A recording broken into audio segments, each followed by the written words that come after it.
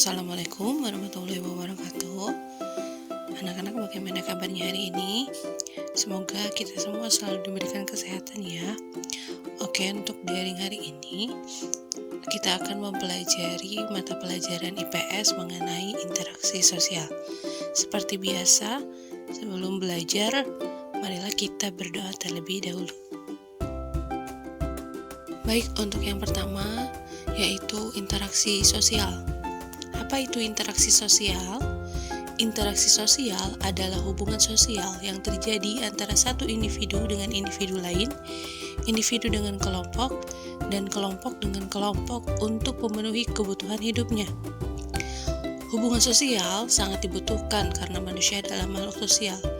Manusia tidak dapat hidup sendiri.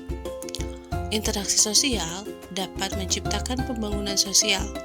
Pembangunan sosial adalah segala aktivitas sosial dan ekonomi yang dilakukan masyarakat untuk meningkatkan taraf hidup dan kesejahteraan sosial.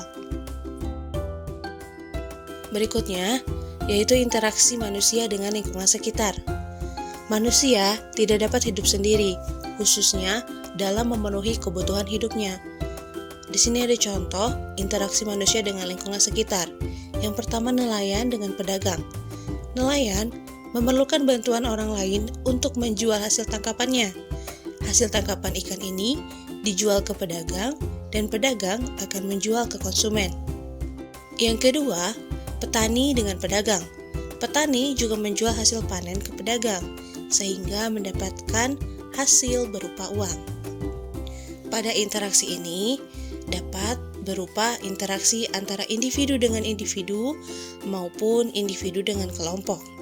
Misalnya saja, petani yang menggarap hasil kebunnya sendiri menjual hasil panennya kepada seorang pedagang, maka interaksi tersebut adalah interaksi antara individu dengan individu yang lain. Contoh yang kedua, nelayan. Nelayan yang menangkap ikan bersama-sama yang terdiri dari beberapa orang kemudian menjual hasil tangkapannya kepada seorang pedagang, maka interaksi tersebut adalah interaksi antara kelompok dengan individu. Yang kedua, bentuk interaksi manusia dengan alam. Interaksi dengan lingkungan alam merupakan interaksi antara manusia dengan lingkungan alam, misalnya gunung, sungai, dan lainnya. Contohnya, petani menanam padi di sawah. Petani merupakan orang yang bekerja untuk memenuhi kebutuhan hidupnya. Mengelola sawah dengan cara menggarap tanah, memberikan air, dan lainnya merupakan usaha memanfaatkan alam. Oleh karena itu, interaksi tersebut terjadi antara manusia dengan alam. Yang kedua, nelayan menangkap ikan di laut. Nelayan adalah orang yang bekerja menangkap ikan. Saat bekerja, nelayan melakukan interaksinya dengan lingkungan, yaitu laut. Berdasarkan hal itu, terjadi hubungan timbal balik antara nelayan dengan kehidupan di laut. Berikutnya, ada dampak positif interaksi manusia dengan lingkungan alam. Yang pertama, kita dapat menghirup udara segar setiap hari. Dalam hal ini, tentunya peran serta manusia sangat dibutuhkan untuk menjaga udara di lingkungan sekitar tetap segar dan tetap bersih. Di tengah banyaknya kendaraan bermotor maupun mobil, maka peran manusia untuk menjaga lingkungan udara tetap segar adalah dengan menanam berbagai macam tumbuhan. Yang kedua, kebutuhan manusia menjadi terpenuhi. Tentu saja, dalam kehidupan sehari-hari, manusia mengkonsumsi makanan yang hampir seluruhnya berasal dari alam.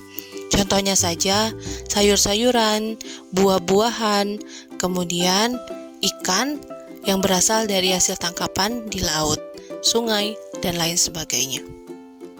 Yang ketiga yaitu keaslian alam dan habitat hewan terjaga. Nah, dalam hal ini peran serta manusia sangatlah penting. Mungkin banyak ataupun sering kali kita dengar mengenai orang yang menebang hutan secara liar, orang yang memburu hewan secara liar, sehingga habitat hewan menjadi rusak, dan hewan-hewan pun banyak yang langka. Dari itu, agar menjaga habitat tersebut, manusia harus betul-betul mengatasi permasalahan-permasalahan yang menyangkut hal tersebut. 4. Berbagi tanaman untuk kebutuhan pokok dapat tumbuh subur. Alam memang memberikan banyak manfaat bagi kebutuhan hidup manusia. Nah, sebagai manusia, kita juga perlu menjaga alam agar tetap dapat tumbuh dengan subur. Yang kelima, selain manfaat alam untuk memenuhi kebutuhan hidup manusia, alam juga memiliki manfaat bagi kita, yaitu sebagai tempat berlibur atau rekreasi. Yang keenam, sebagai tempat percontohan untuk melakukan penelitian. Tentu saja banyak dari peneliti maupun orang yang hendak meneliti melibatkan alam dalam kegiatan penelitiannya. Demikian untuk materi hari ini. Terima kasih. Wassalamualaikum warahmatullahi wabarakatuh.